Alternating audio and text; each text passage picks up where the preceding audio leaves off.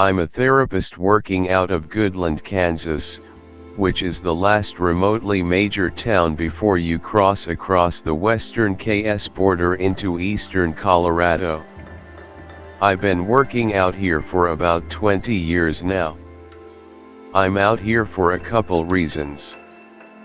Firstly, I figured the people out here need help just as much as people in the city, and second, the shrewder side of me figured there were a lot of rich ranchers who would be happy to pay for someone to talk to. For those that don't know, western Kansas, eastern Colorado, eastern Wyoming, western Nebraska, and the Oklahoma Panhandle share a lot of similar characteristics. There is a lot of flat ground in this part of the country. It's primarily used for ranching and farming, with giant sections of grassland or crop fields only broken up by dusty roads and farm equipment. It is not the most exciting place in the world to live, as there is very little to do in the small towns that serve as shopping hubs for the farms that dot the landscapes, and even less to do in the country itself. We all know the small town cliches of getting drunk in fields and harassing the cattle because there's nothing else to do, and they aren't exactly inaccurate. I can't count the number of times I've seen a group of teens lurching down a country road as dusk falls, the rattle of empty cans coming from the bed of the truck, giggles coming out from a cracked window. It's a quiet life, and I enjoy it. I'm just coming on here to talk about some of the weirder things I've heard about in my experiences as a therapist and see if any others have experienced them. Obviously, I won't be using any of my clients' actual names, but their experiences are so specific to this region of the country, I felt the need to share them. After talking with other therapists from similar areas of similar states at various professional development conventions that we've come to call this type of phenomena that our patients experience Midwest dread. Talking with these therapists, we've seen a common undercurrent of paranoia and anxiety around a certain feeling that people who live in these parts of the country sometimes experience. It manifests itself in different ways, as you'll see in upcoming posts, but I thought it would be best to kind of outline the basis for all of these delusions. I had patient named Derek who was lineman, working all around Goodland, who described the feeling of Midwest dread best. I'll quote him directly here from an audio recording of one of our sessions. D. Have you ever been at a national park, like the Grand Canyon, or Black Canyon of the Gunnison? T. Oh yeah, love going to visit whenever I can find the time. D. Okay, so you know that feeling you get when you're staring out at these gorgeous views, and you're so high up, and seeing so much that your brain just struggles to take it all in. Like it feels like your eyes are seeing too much and your brain can't take it all in. T. Yeah, I know what you mean, you're just taking all of the beauty in, right? D.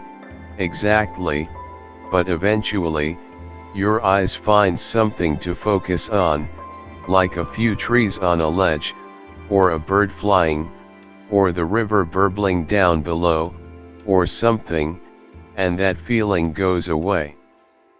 T. MMHM. D. Anyway, sometimes, when I'm out working, I'll be on a road, or on top of a hill or something, and I'll just start looking. You know how it is out here. There's no mountains or tall trees to speak of, just flatness. I'll look down the hill or across the field, and that same feeling wells up.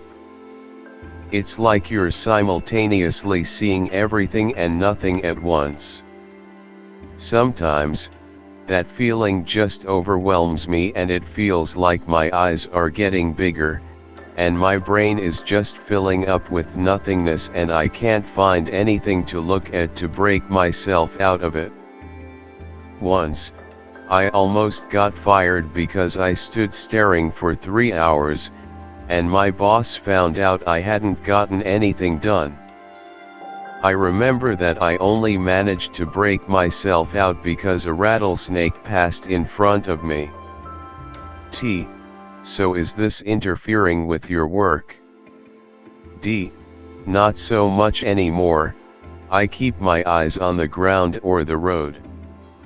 And always have music in my ears to give me something to focus on. So why are you telling me this? It seems to me like you've got a good handle on a little idiosyncrasy. Ever since the day that I stared for that long, I haven't been able to kick the feeling of emptiness. It feels like I have this wide space inside of me, that can only grow if I look and stare. It feels like it wants to grow, like I don't have any control of it.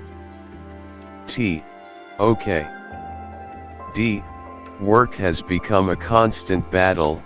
I'll feel my eyes drawn towards the nothingness of the plains, and it takes all my willpower to pull them back and focus. Like I said, music helps, but it's getting hard. Hold on, I thought you said that it didn't interfere with your work. It does. I don't know why I lied there, but it really does. The session continued on a typical route, with me trying to tie this feeling with some bullshit from his childhood or some issue in his marriage. I wish that I had listened to him and talked with him about it more, as that was our last session together.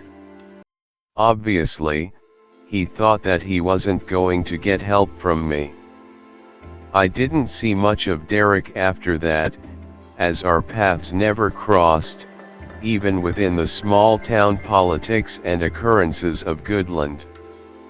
It was only 2 months later, while at the town bar, that I heard that Derek had fallen while working, and snapped 2 vertebrae, leaving him paralyzed from the waist down. According to his wife, who was one of the bartenders, he was stuck inside the house all day, sitting in the living room, watching TV, or staring out of the window. I didn't think anything of it until one day a few weeks later, when Derek's wife pulled me aside in the grocery store. She asked me if I was busy that afternoon, and I said no, as I had 2 separate clients cancel on me, due to harvest time. She then said that she wanted somebody to talk to Derek, and that although I may not be his doctor anymore, maybe I could help him. I agreed, having been mildly concerned about him after hearing about his accident. I asked her what was wrong with him. She told me that he wasn't speaking to her anymore and wasn't eating either. He refused to let her wheel him out of the living room with its big open windows looking out over the crop fields, breaking his vow of silence to shriek at her to leave him be. He hasn't come to bed the last few nights, she said. I wake up and find him in the same spot each morning, covered in his own waste. I agreed to come over and talk to him. When I got inside the house, I was immediately hit by the smell of human waste. I walked through the entryway, pictures showing Derek and his wife progress from brace-faced farm kid sweethearts to vacationing on a beach, far away from here, the newlywed glow all over them and infused within their smiles. The Derek in the picture looked nothing like the Derek in the chair. He was sallow-faced and skinny, his once luscious brown hair now thin and receding. His shirt seemed to hang off of his frame.